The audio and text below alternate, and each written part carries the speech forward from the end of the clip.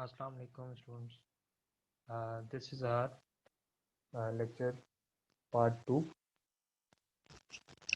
because in our last lecture we have seen about the false position method, and we have seen how this method works, the working principle, and the other things related to that. Especially we have discussed the case study, and in case study we discussed the real problem of engineering, that is basically related to the steady states and transients while charging and discharging of capacitors. uh, Now we have an example, और example में हमसे क्या पूछ रहा है, find the real root of x cube minus 2x using the false position method up to fourth iteration. अब यहाँ पे ये बात हमने याद रखनी है, और मैं बार बार इस चीज़ को रिपीट भी करता हूँ, जो कि बहुत ज़रूरी है. यहाँ पे मेंशन्ड है अप टू फोर्थ आइट्रेशन. अब यहाँ पे जो स्टॉपिंग क्राइटेरिया है वो कुछ भी हो सकता है. आइट्रेशन स्टार्ट में पहली एग्जांपल में इस वजह से मैंने रखी कि ताकि हम एक चीज़ को थोड़ा सा बेसिक उसकी एक अंडरस्टैंडिंग ले लें कि वो है क्या बेसिकली. यहाँ पे फॉर एग्जांपल अगर मैं लिख देता कि जब तक एरर जो है वो 10% से कम ना हो जाए तब तक आप इसे स्टॉप नहीं करेंगे, तो वो बेसिकली इसका क्या हो जाता, स्टॉपिंग क्राइटेरिया हो जाता. और इसी तरह जो रियल लाइफ की प्रॉब्लम्स होती हैं वो इसी एरर्स के ऊपर ही बेस कर रही होती है. वहाँ पे आपको कोई ये नहीं बता रहा होता कि आपने आइट्रेशंस करनी है और करते ही जाना है, क्योंकि at the end you are not doing maths, you are solving an engineering problem. तो इंजीनियरिंग प्रॉब्लम के पीछे कोई ना कोई आप ऑब्जेक्टिव डिफाइन करते हैं स्टार्ट में. फॉर एग्जांपल मैं एक सोल्यूशन प्रोवाइड करना चाह रहा हूँ और मैं कह रहा हूँ कि मैं एक ऐसा सोल्यूशन प्रोवाइड करूँगा जिसके अंदर जो एरर होगा वो 1% से कम होगा. अब वो जो 1% से कम होगा वो कैसे होगा, मैं आइट्रेशंस करता जाऊंगा और चेक करता जाऊंगा अपने एरर को कि आया जो है वो 10% से कम हुआ है या 1% से कम हुआ है या नहीं हुआ. अब यहाँ पे जो मेरे पास इक्वेशन गिवन है, तो मैंने जिस तरह हम अपने पुराने बाइसेक्शन मेथड में करते आए हैं, हमें क्या चाहिए होते हैं, दो पॉइंट्स चाहिए होते हैं, एक अपर लिमिट के लिए और एक लोअर लिमिट के लिए. तो यहाँ से मैंने फंक्शन को 2 रखा और इस इक्वेशन के अंदर मैंने पुट किया. तो जैसे ही मैंने इस इक्वेशन के अंदर पुट किया 2 क्यूब माइनस 2 टू ज़र 4 और माइनस 5, तो ये इक्वल हो गया -1 के. इसी तरह अगेन मैंने पुट किया यहाँ पे फंक्शन की वैल्यू को 3 और ये इक्वल हो गया 16 के. अब ये इसको आप अच्छा, ये जो वेरिएबल्स है ना, आपने इनसे जो है वो कंफ्यूज नहीं होना. वेरिएबल आप कुछ भी यूज कर सकते हैं. बुक के अंदर आप देखेंगे तो वो अपर लिमिट यानी वो एक्स एक्स ऑफ यू और एक्स ऑफ एल इस तरह से रिप्रेजेंट हुआ हुआ है. तो यहाँ पे मैंने ए और बी से कर दिया है, तो वेरिएबल्स का कोई इशू नहीं है. आप क्योंकि अगर आपको ग्राफ समझ में आया है तो फिर तो आपको क्वेश्चन के अंदर कोई प्रॉब्लम नहीं होगी. फिर आपको ये मेथड भी जो है वो इतना लेंदी नहीं लगेगा. क्यों, आपको पता होगा आप करने क्या जा रहे हैं. क्योंकि हमें जो है वो मैथ्स को जब हम अप्लाई कर रहे होते हैं इंजीनियरिंग डोमेन के अंदर, तो स्टूडेंट्स के साथ इशू ये होता है कि वो इसको ना प्योर मैथ समझ बैठते हैं. तो उस एज अ रिजल्ट आप सिर्फ क्वेश्चन को सॉल्व कर रहे होते हैं, आप समझ नहीं रहे होते कि इसके जो आंसर्स आ रहे हैं ये क्या आ रहे हैं, ये क्यों आ रहे हैं. इससे मुझे ये सोल्यूशन में मुझे क्या हेल्प मिल रही है, तो ये इंपॉर्टेंट चीज़ है। तो यहाँ पे आपने एफ ऑफ टू और एफ ऑफ थ्री जब निकाला है तो आपके पास उस फंक्शन में जब आपने पुट किया तो -1 और 16 आया। अच्छा, अब ये जो इक्वेशन है ये वाली, या बुक में देखेंगे तो बुक में इसको थोड़ा सा और भी सिंप्लीफाई किया हुआ है। कोई चाहता है तो इसको मजीद और भी सिंप्लीफाई कर दे, नहीं भी चाहता तो यहाँ से भी आपका सोल्यूशन आपको प्रोवाइड हो सकता है। ए क्या है आपके पास 2, क्योंकि ये फंक्शन आपने 2 सेलेक्ट किया था। फंक्शन ऑफ बी क्या है आपके पास 16 माइनस ये फॉर्मूले का है। बी आपके पास क्या है 3। फंक्शन ऑफ ए आपके पास क्या है -1। और ये क्या हो रहा है, डिवाइड हो रहा है। डिवाइड हो रहा है किससे, एफ ऑफ बी से और फंक्शन ऑफ ए से।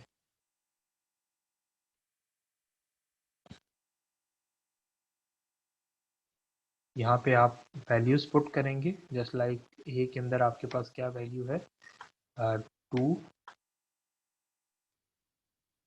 और फंक्शन बी की आपके पास क्या आई थी वैल्यू 16 माइनस,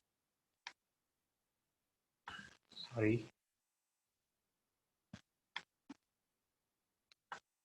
3, और यहाँ पे आप फंक्शन ऑफ ए जो है वो -1 ओवर फंक्शन बी आपके पास 16 है और फंक्शन ऑफ ए आपके पास -1 है। तो ये आपने यहाँ पे इसको पुट कर देना।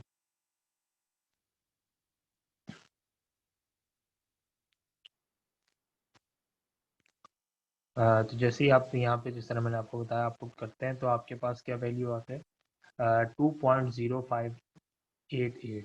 अच्छा, अब यहाँ पे समझने की ये बात है कि ये जो 2.0558 है ये लाई कहाँ कर रहा होगा। तो जिस तरह आपके पास ये पॉइंट्स थे, ये जिस तरह हमने ग्राफ देखा था, और ग्राफ कुछ हमने इस तरह का बनाया था। तो हमने ये कहा था कि ये जो पॉइंट होगा ये पॉइंट कहलाएगा ए, ये पॉइंट कहलाएगा बी, और यहाँ कहीं आपको जाके पॉइंट सी मिल रहा होगा। और ये क्योंकि हमने फर्स्ट आइट्रेशन की है तो ये हमारा पहला पॉइंट होगा। इसी तरह जब हम मज़ीद आइट्रेशंस करते जाएंगे तो ये जो इसका कर्व है ये मज़ीद क्या होता जाएगा, श्रिंक होता जाएगा। और श्रिंक होने से आप इसको क्या अज्यूम कर रहे होंगे कि आप रूट के करीब पहुंचते जा रहे हैं। क्लियर। तो ये बस ग्राफ जो है ना आप लोग उसको कॉन्सेप्ट बिठाने की कोशिश करें, सवालों को मत देखें कि जो है वो सवाल आपने कैसे सॉल्व करने हैं, उसका मेथड क्या है। कॉन्सेप्ट देखें कर क्या रहे हैं, हो क्या रहा है। Once you understand the concept तो बिलीव मी ये सॉरी ये मेथड जो है ये आपके लिए बिल्कुल भी मुश्किल नहीं होंगे इंशाल्लाह।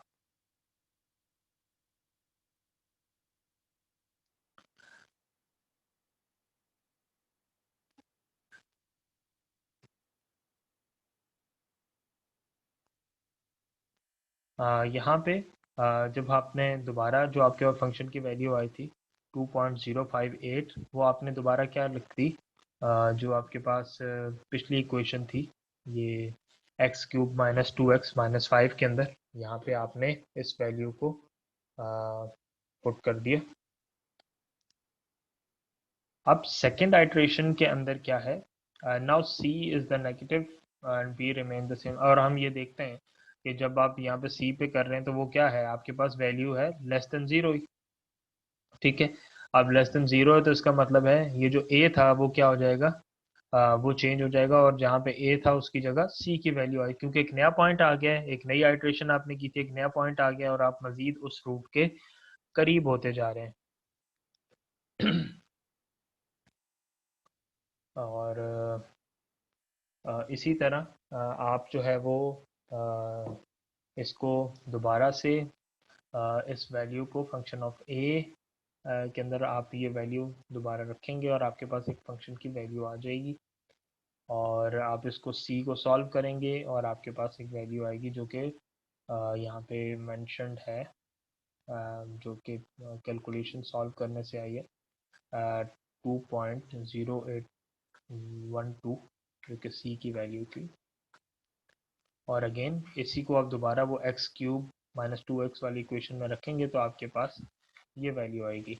अगेन ये वैल्यू क्या है, लेस देन 0 है, तो हम इसको आगे अपने आइट्रेशन में दोबारा जो है वो नेक्स्ट आइट्रेशन को सॉल्व करते हुए हम अपनी जो ए की वैल्यू है उसको क्या कर लेंगे, चेंज कर लेंगे।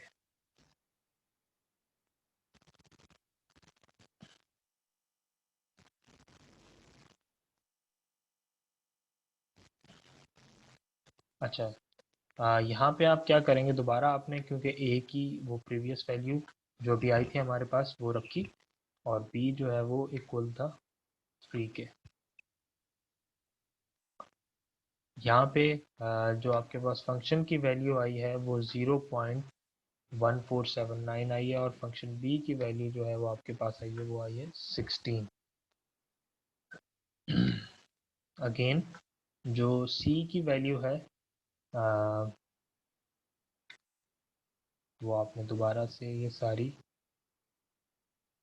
चीज़ें जो है वो उसके अंदर पुट की हैं और वैल्यूज़ पुट करने के बाद आपके पास सी की एक नई वैल्यू आई है जो कि थी 2.0896। And remember this is your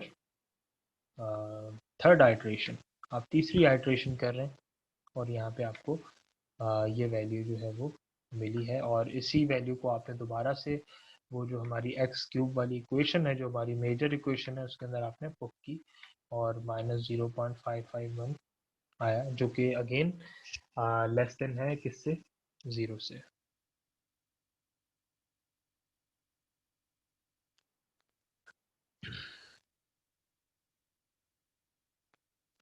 fourth iteration में जब आप जाते हैं तो फोर्थ आइट्रेशन में आप क्या करते हैं कि आप ए को दोबारा से कंसिडर करते हैं 2.0896 और बी की वैल्यू आप 3 रखते हैं। जो एफ ऑफ ए है, फंक्शन ऑफ ए है, वो आपके पास वैल्यू आती है -0.0551 और फंक्शन बी जो है आपके पास वो ऑलरेडी, क्योंकि ये चेंज नहीं हुआ, ये चेंज इस वजह से नहीं हुआ क्योंकि अभी तक आपके पास जो वैल्यू है वो लेस देन ज़ीरो जो है वो मतलब माइनस में आ रही है। ठीक है, यहाँ पे दोबारा आपने इसको सी के अंदर पुट किया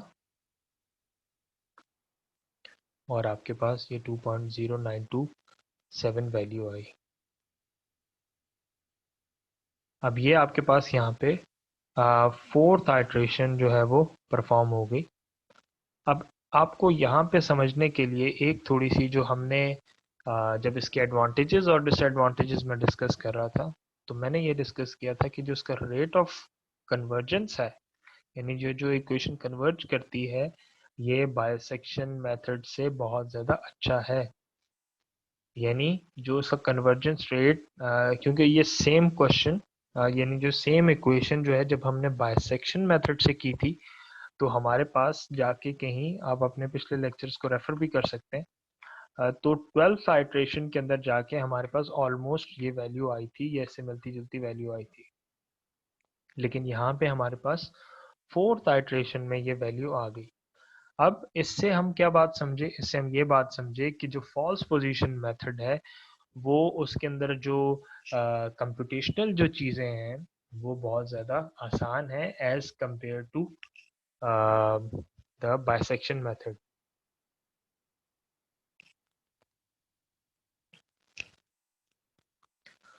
तो यहाँ पे हमने फोर्थ आइट्रेशन की और हमारे पास ये वैल्यू आ गई। तो इसी तरह जब हम ये सारे अब जब अगला मेथड देखेंगे, न्यूटन राफसन हम देखेंगे, तो हम देखेंगे उसका जो कन्वर्जेंस रेट है वो मज़ीद इससे ज़्यादा जो है वो बेहतर होगा। और बेहतर होने की वजह ये होगी कि वो मेथड एडवांस है, और हम देखेंगे वो कैसे होता है। तो ये सारी जो चीज़ें होती हैं, ये हम इसको नोट डाउन कर रहे होते हैं, और जब भी हमें कहीं इंजीनियरिंग में ये चीज़ें अप्लाई करनी पड़ती हैं, तो ये इन सारी चीज़ों को हम जहन में रखते हैं कि which method we have to use.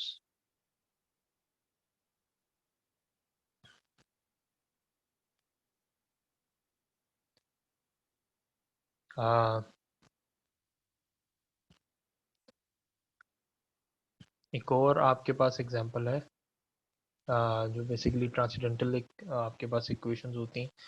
यहाँ पे आपको क्या दिया हुआ है, एक्स लॉग एक्स माइनस 1.2। कुछ नहीं करना है, सेम प्रोसीजर को फॉलो करना है।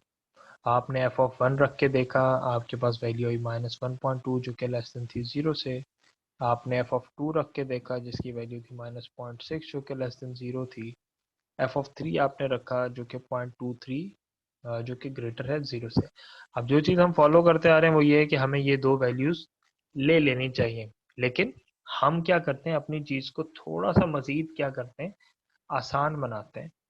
हमने ये जब देख लिया कि जो टू है वहाँ पे आपको एक नेगेटिव वैल्यू जो है वो इजीली अवेलेबल हो रही है, ठीक है। और जब वो आपको इजीली अवेलेबल हो रही है तो इसका मतलब है कि आप थोड़ा सा टू से और ऊपर जा सकते हैं, यानी 2.5 पे जा सकते हैं। क्योंकि जितना ये दोनों वैल्यूज आपस में करीब होंगे, जिस तरह यहाँ पे आपके पास डिस्टेंस 1 का है, तो इसका मतलब है कि जो आपका जो कन्वर्ज होगा, कन्वर्जेंस जो पॉइंट ऑफ कन्वर्जेंस होगी वो जल्दी अचीव हो जाएगा, इक्वेशन आसान हो जाएगी सॉल्व करने के लिए, आइट्रेशंस कम हो जाएंगी। तो यहाँ पे आपने फंक्शन के अंदर, और ये सिर्फ आप जाहिर है कि चेक करके देखते हैं। तो मजीद मैंने फंक्शन की वैल्यू में 2.5 रखा, अगेन एक नेगेटिव वैल्यू आई। तो फिर मैंने और मजीद इसको ट्राई किया, क्या हम थोड़ा सा मजीद करीब जा सकते हैं। तो मजीद बिल्कुल हम फंक्शन 2.7 में इसके मजीद करीब चले गए, और हमें ये वैल्यू जो है वो अचीव हो गई।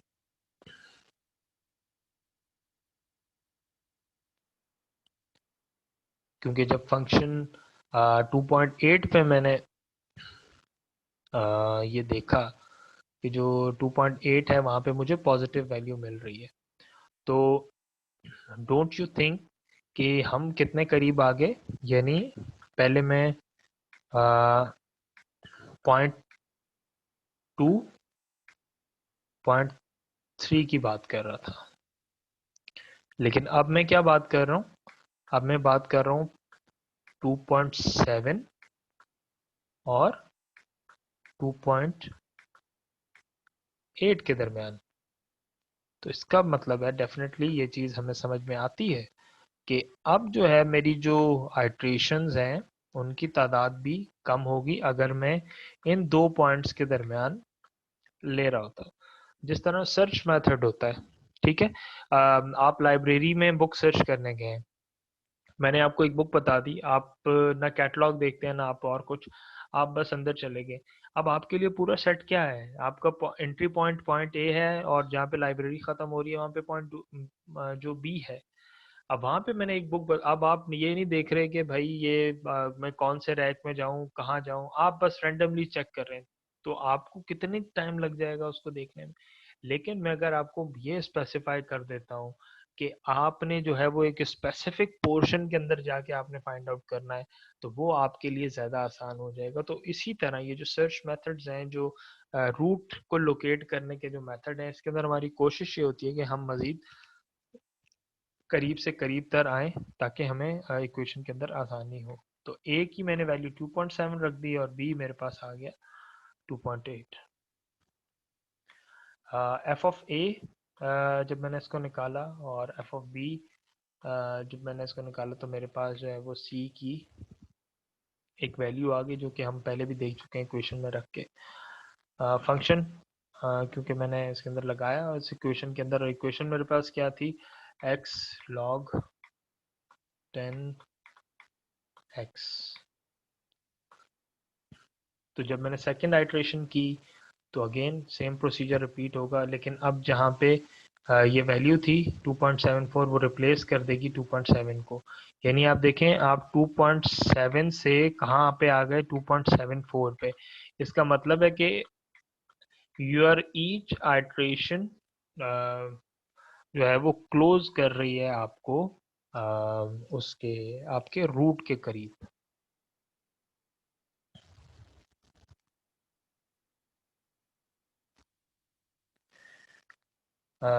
अगेन जो इसी आइट्रेशन को हम कंप्लीट कर रहे थे, तो सी की वैल्यू थी, हमने इसके अंदर दोबारा जानने के लिए इसको एक आइट्रेशन सेकेंड को कंप्लीट की और दोबारा से हमने वैल्यू रखी, तो हमारे पास -0.0004 लेस देन 0 है। अगेन मैं आपको ये बता दूं कि whenever we are going to solve, जिस तरह हम जब नॉर्मल कैलकुलेशन कर रहे होते हैं तो हम डेसिमल पॉइंट्स का शायद इतना ज़्यादा ख्याल नहीं रख रहे होते, लेकिन यहाँ पे जो है ना हमें बहुत ज़्यादा रखना है, क्योंकि मैं पहले भी आप लोगों को बता चुका हूँ कि फॉर एग्जांपल यहाँ पे आपसे कोई जो है ना वो कैलकुलेशन में मिस्टेक हो जाती है, ठीक है, फॉर नो रीज़न, आपने फार्मूला भी सही लगाया, आपसे कैलकुलेशन में मिस्टेक हो गई, तो होगा क्या, अगर आपको एरर रेट पे अगर आपको कहा हुआ है कि आपने सोल्यूशन टर्मिनेट करना है, यानी 1% से कम पे आपने टर्मिनेट करना है, तो वो आपसे टर्मिनेट हो ही नहीं पाएगा। क्यों? आपने जो ऊपर वैल्यू है वो लेके चली है, और क्योंकि हर पिछली वैल्यू अगली आइट्रेशन में क्या हो रही है, इस्तेमाल हो रही है, तो वो जो है वो प्रॉब्लम क्रिएट करेगी। इसी तरह क्योंकि सेकेंड आइट्रेशन हुई और मैं फिर कहाँ पहुंचा, थर्ड आइट्रेशन के अंदर। थर्ड आइट्रेशन के अंदर हमने ये देखा कि यहाँ पे मेरे पास a की वैल्यू क्या है, 2.7406, और b की वैल्यू है 2.8। इसी तरह जो मेरे पास फंक्शन था वो -0.004 हो गया और f ऑफ b 0.0052 हो गया। अगेन c के अंदर मैंने ये सब कुछ जो है वो पुट किया, और c के बाद मेरे पास एक वैल्यू आई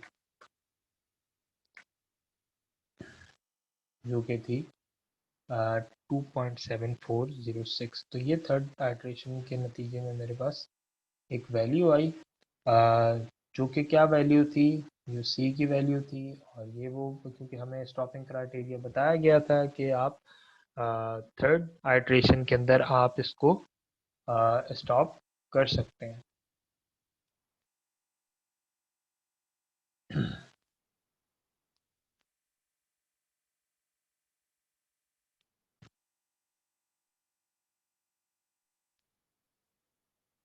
आप यहाँ एग्जाम्पल को सॉल्व करते हैं, यूज फॉल्स पोजीशन मेथड, जिसके अंदर हमें, क्योंकि एक पैराशूट की एग्जांपल है, बुक के अंदर डिटेल में दी हुई है। मास हमें पता है 68.1 किलोग्राम, ग्रेविटी की वैल्यू पता है, वेलोसिटी पता है, टाइम दिया हुआ है, अपर और लोअर लिमिट की वैल्यू दी हुई है, ए और बी से भी रिप्रेजेंट करते हैं। अब बुक में आप देखेंगे तो एक्सएल यानी लोअर लिमिट और अपर लिमिट से रिप्रेजेंट किया, और जेम की आपको वैल्यू दी हुई है। आपको एक इक्वेशन दी हुई है, स्टैंडर्ड इक्वेशन।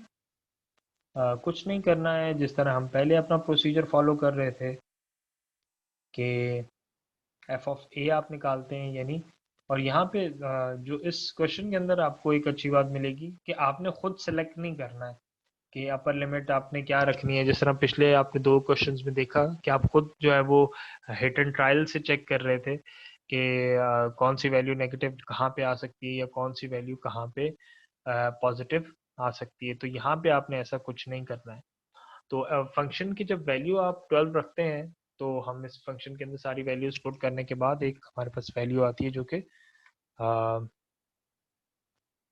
6.067 आई। इसी तरह जो फंक्शन बी है, जहाँ पे जो हमारे पास अपर लिमिट गिवन थी वो 16 थी, और 16 जब हमने रखा है तो हमारे पास क्या वैल्यू आई है, -2.268। तो ये आपके पास दो वैल्यूज यहाँ पे आ गई।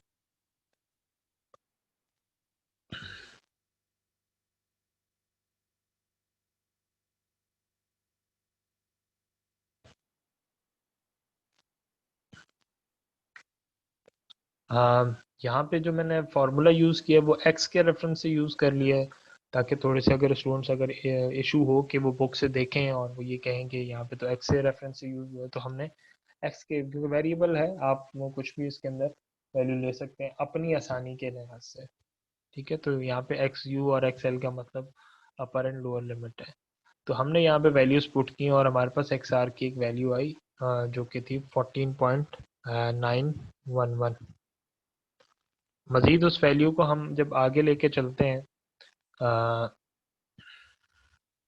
और अपनी सेकंड आइट्रेशन की तरफ जाते हैं, तो क्योंकि अब वो जो वैल्यू थी उसको जब हमने पुट किया तो हमारे पास अपर लिमिट ये आ रही थी।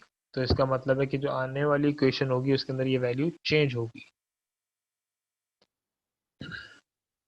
अच्छा, अब यहाँ पे जो है वो इम्पोर्टेंट चीज़ थी समझने की कि फर्स्ट आइट्रेशन कर लिया और सेकंड आइट्रेशन में हमने क्या निकाल लिया, एरर रेट। और हम ये जानते हैं कि एरर रेट निकालने के लिए हमें प्रेजेंट और प्रीवियस वैल्यूज जो है वो दोनों मालूम होनी चाहिए। तो ये जो 14.7942 थी ये आपकी क्या है, प्रेजेंट वैल्यू है, जो कि आपने सेकेंड आइट्रेशन से आपको मिली है। और इसी तरह जो 14.9113 थी ये वो वैल्यू है आइट्रेशन की जो कि आपको प्रीवियस वैल्यू से मिली है। तो आप इजीली इसका एरर निकाल सकते हैं। और रिमेंबर, ये एरर ही आपको जब गिवन होता है तो ये स्टॉपिंग क्राइटेरिया होता है। अब यहाँ पे क्योंकि हमें क्या रिक्वायर्ड था कि एरर अगर 1% से जहाँ भी लेस हो जाएगा तो हम अपनी आइट्रेशन को क्या कर देंगे, स्टॉप कर देंगे। So here is the point, we are going to stop here because we have achieved the error that is less than 1%. So the drag coefficient जो हमें फाइंड करना था वो हमारे पास 14.7942 आ गया है। और यहाँ पे हमारे पास v की वैल्यू है 40 ms, और इस वैल्यू पे आपके पास ड्रैग कोफिशिएंट आ गया। और ये जो एग्जांपल है ये पैराशूट की एग्जांपल है, और ये आपको बुक के अंदर इजीली अवेलेबल हो जाएगी।